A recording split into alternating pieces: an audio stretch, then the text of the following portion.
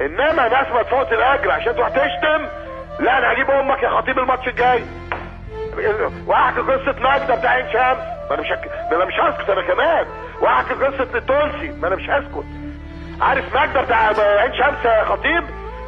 لو انت راجل قول لي الناس مين ماجده بتاع عين شمس وملفها ايه؟ وبعدين يا محمود يا خطيب ما بخافش يا محمود يا خطيب. تاني افهمك حاجه انت مش واخد بالك منها.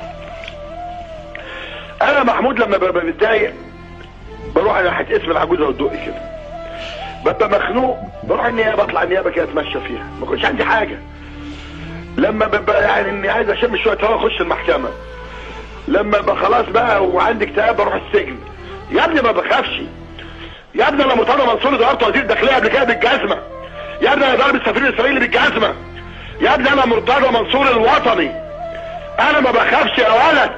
الاشخاص الحقيقه اللي متجاوزين، الاشخاص اللي في نوع من انواع التدني في اسلوبهم. احنا النادي الاهلي مش ممكن يرد.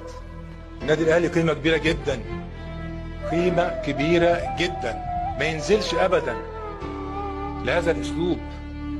ولكن ده مش معناه ان النادي الاهلي بيسيب حقوقه ابدا. عشان